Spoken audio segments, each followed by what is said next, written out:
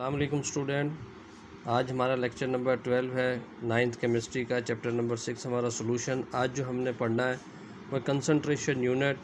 हमने कंसंट्रेशन की डेफिनेशन देखनी है, फिर हमने कंसंट्रेशन की यूनिट देखने हैं, percentage, mass over mass, mass over volume, volume over mass और वॉल्यूम ओवर वॉल्यूम।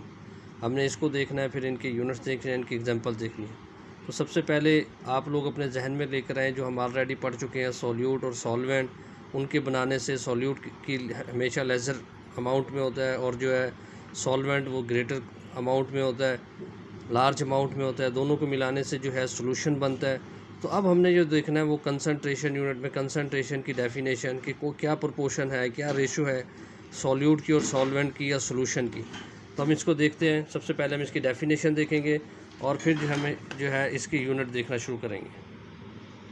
आपको बुक में नज़र आ रहा होगा कंसंट्रेशन, ये मैंने अंडरलाइन किया हुआ है। कंसंट्रेशन इज़ द प्रोपोर्शन, यानी एक ख़ास मकदार है, एक ख़ास निस्बत है of a solute in a solution, solute की सोल्यूशन में। अच्छा, इसके अलावा ये डेफिनेशन है इसकी, it is also a ratio, ये एक रेशो है of the amount of solute to the amount of solution और ratio of amount of solute to the amount of solvent. दोनों की रेशो निकाली जा सकती है, सॉल्यूशन की भी और सॉल्वेंट की भी, कि अमाउंट ऑफ सोल्यूट जो है to the amount of solution और ratio of the amount of solute to the amount of solvent. इसके जो है बहुत से यूनिट है, लेकिन हम यहाँ कुछ डिस्कस करेंगे। पहला है परसेंटेज यूनिट।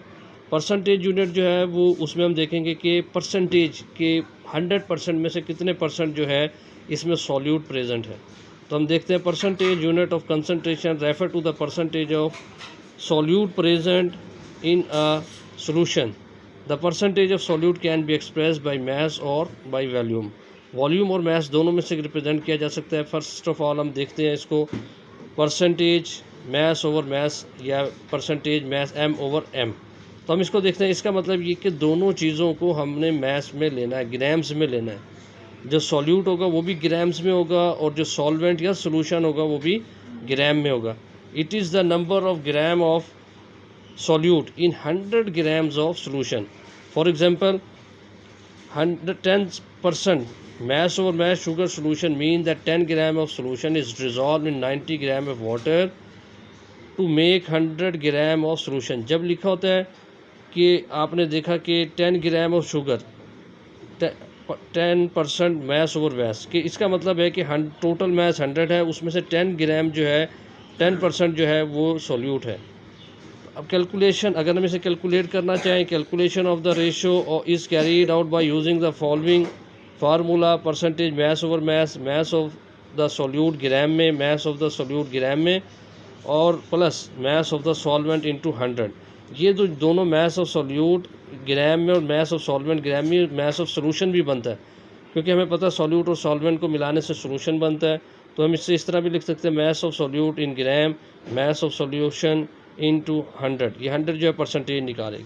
अब जब हमारे पास रेशो चेंज हो जाए, मैस ओवर वॉल्यूम हो जाए, तो वॉल्यूम जब आएगा तो 100 सेंटीमीटर क्यूब हो जाएगा। इस 100 सेंटीमीटर क्यूब बनाने के लिए जितने पर ग्राम जो हमें दरकार होगा और फिर वॉल्यूम को मेकअप करके 100 सेंटीमीटर कर देंगे। It is the number of the gram of solute dissolve in 100 centimetre cube parts by volume of the solution.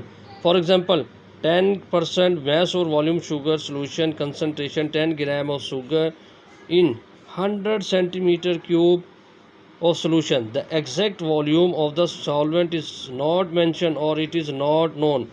उसमें ये होता है कि हमने जो है जितना 10% लिखा है तो 10 ग्राम हम थोड़ा सा सोल्यूशन जो है सॉल्वेंट लेंगे और उसमें थोड़ा सा उसे डिज़ोल्व कर लेंगे। फिर हम उस सॉल्वेंट के वॉल्यूम को, यानी अब हमारा जो सोल्यूशन बन रहा है उसको हमने 100 सेंटीमीटर क्यूब पर मेंटेन करना है, यानी percentage mass over volume, mass over mass of solute gram, volume of solution in centimetre cube into 100। अब इसके अलावा जो तीसरी हमारे पास वो परसेंटेज बन सकती है वो है परसेंटेज वॉल्यूम ओवर मैस, कि मैस तो हमने ग्राम में लेना है जो सोल्यूशन का टोटल मैस है, लेकिन वॉल्यूम जो है हमारे पास लिक्विड की फॉर्म में होगा उसे हम जो है सीसी में या सेंटीमीटर क्यूब में लेंगे। It is the volume in centimetre cube of solute. Solute का वॉल्यूम है सेंटीमीटर क्यूब में, जिससे हम डिज़ोल्व करेंगे 100 ग्राम ऑफ द सोल्यूशन।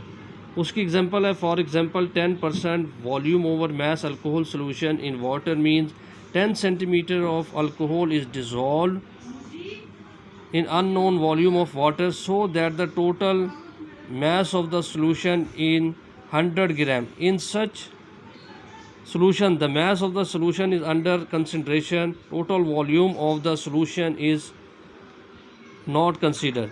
अब जो टोटल वॉल्यूम कितना हो जाए हमने उसे कंसीडर नहीं करना, लेकिन क्योंकि हमने सोल्यूशन को जो है वो मैस में लेना है तो टोटल मैस हमारा 100 ग्राम होना चाहिए. Percentage volume over mass, volume of the solute centimetre cube में divided by mass of the solution in gram और इनटू 100. इसी तरह परसेंटेज निकलेगी.